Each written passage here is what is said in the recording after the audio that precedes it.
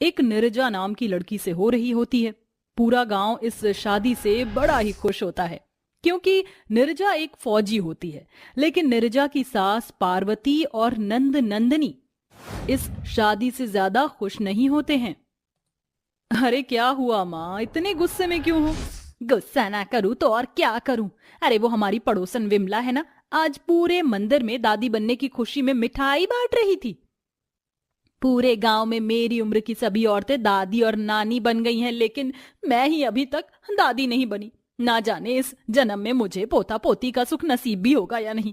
इसकी फौजी की नौकरी की वजह से साल भर तो ये बॉर्डर पर रहती है। ऐसे में तो मेरा दादी बनना नामुमकिन है। तुम दोनों यहाँ बैठकर गप्पे लड़ा रही हो, कुछ ख्याल भी है तुम दोनों को? आज बहू आने वाली है, उसकी आने की तैयारी करो। मैं और प्रताप स्टेशन जा रहे हैं अपनी फौजी बहू को लेने के लिए। हमारे आने तक सारी तैयारी कर देना। रामदास की बात सुनकर पार्वती और नंदनी का मुंह बन जाता है, लेकिन वो जानते थे कि वो कुछ नहीं कर सकते, इसलिए अपने मन को मारते हुए अपनी फौजी बहू के आने की तैयारी करने लगते हैं।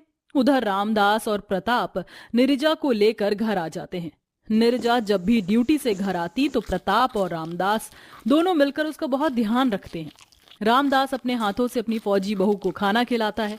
ये सब देखकर नंदनी और पार्वती किसी ज्वालामुखी की तरह अंदर ही अंदर फट रहे होते हैं।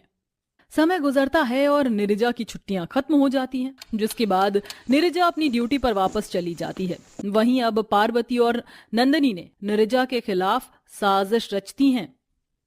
प्रताप बेटा, तुझे नहीं लगता कि तुझे दूसरी शादी कर लेनी चाहिए?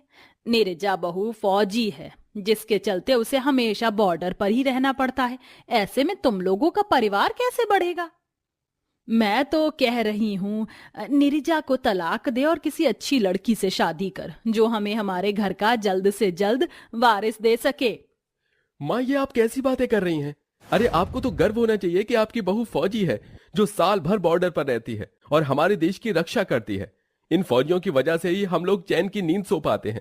आपको तो शर्म आनी चाहिए ऐसी बात करते हुए। इस घर को जब वारिस मिलना होगा तब मिल जाएगा, लेकिन मैं नीरजा को धोखा नहीं दूंगा। प्रताप का जवाब सुनकर पार्वती और नंदनी समझ जाती हैं कि अब वो लोग कुछ नहीं कर सकते। ऐसे ही समय गुजरता है और एक दिन बॉर्डर पर लड़ाई छिड़ जाती है।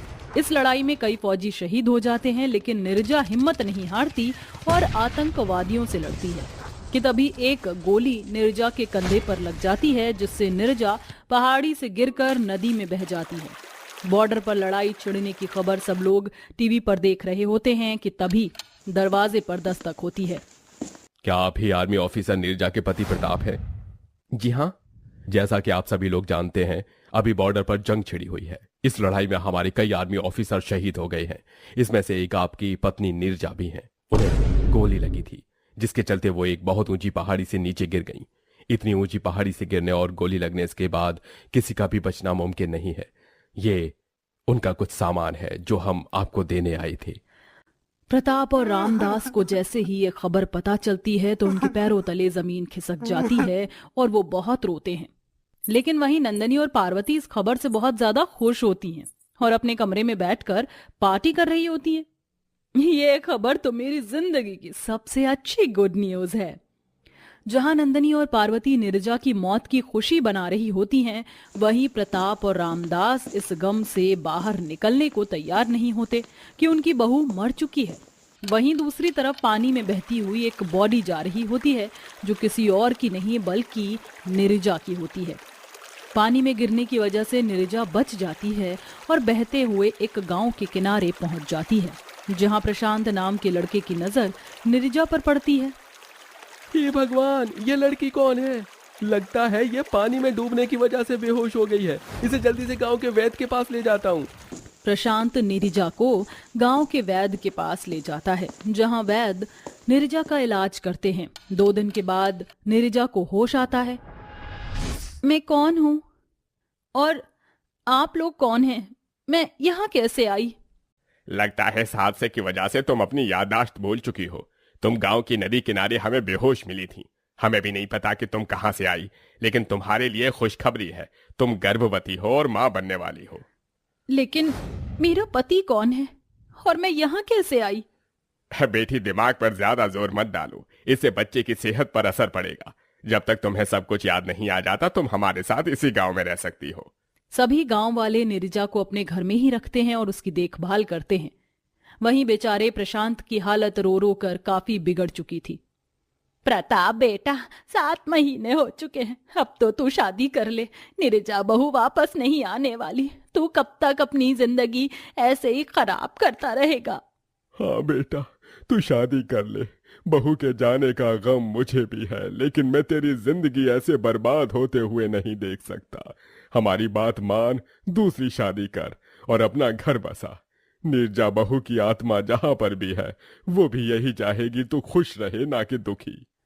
अपने माता पिता की आंखों में आंसू देख प्रताप अपने आंसू भूल जाता है और शादी के लिए हाँ कर देता है, जिसे सुनकर पार्वती और नंदिनी बहुत खुश होते हैं और प्रताप के लिए रिश्ता देखना शुरू कर देते हैं। और कुछ ही समय में प्रताप की शादी एक मीनल नाम की लड़की से हो जाती है और प्रताप नीरजा को भूलकर मीनल के साथ अपनी जिंदगी बिताने लगता है। वहीं दूसरी तरफ, अरे काकी, आज गांव में इतनी तैयारी किस बात की हो रही है? कोई त्योहार आने वाला है क्या? हाँ बेटा, वो क्या है ना, कुछ दिनों में करवा चौथ आने वाला है ना, तो ये उसी की तैयारी हो रही है। क्या करवा चौथ? नीरजा जैसे ही करवा चौथ का नाम सुनती है तो उसे कुछ याद आने लगता है और उसके दिमाग में उसकी पिछली जिंदगी की कहानी एक फ्लैशबैक की तरह चलने लगती है और देखते ही देखते नीरजा को सब याद आ जाता है। मुझे सब याद आ गया। मेरा नाम नीरजा है और मैं फौजी हूँ। लड़ाई में गोली लगने की वजह से मैं पहाड़ से नीचे गिर गई थी और नदी में बहती हुई मैं आपके गांव में आ गई।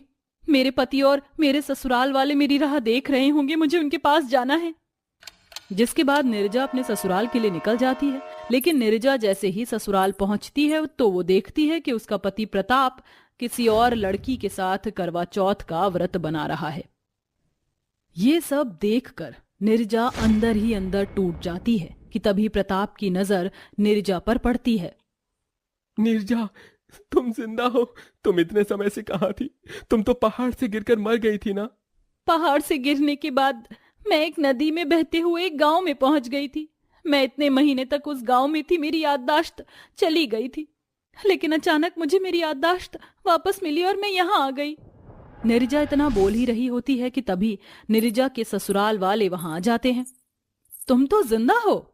मैं शुरू से जानती थी कि आप और माँ जी मुझे पसंद नहीं करती। आप लोग तो मौका ढूंढ रहे थे प्रताप की दूसरी शादी करवाने का, और मरने की खबर सुनते ही आपने इनकी दूसरी शादी करवा दी। अब मेरा और मेरे पेट में पल रहे बच्चे का क्या होगा? नीरजा, मैं मीनल को तलाक दे दूंगा, जिसके बाद तुम, मैं और हमारा बच्चा खुशी खुशी रहेंगे। नहीं, आप ये क्या कर रहे हैं? आप मीनल को तलाक देकर उसकी जिंदगी क्यों बर्बाद कर रहे हैं? हम सब लोग साथ में रहेंगे, आप मीनल को तलाक मत दीजिए। नीरजा की बात सुनकर पार्वती और नंदनी की आंखों में आंसू आ जाते हैं और उन्हें अपनी गलती का एहसास हो जाता है, जिसके बाद वो लोग नीरजा से माफी मांगते हैं और नीरजा उन्हें माफ कर देती है। जिसके बाद नीरजा और मीनल दोनों मिलकर प्रताप की पूजा करके अपना व्रत खोलती हैं। कुछ ही दिनों में नीरजा एक बहुत प्यारी सी बेटी को जन्म देती है, जिसके बाद मीनल और नीरजा दोनों मिलकर उस बच्चे को पालते हैं और खुशी खुशी एक साथ रहते हैं।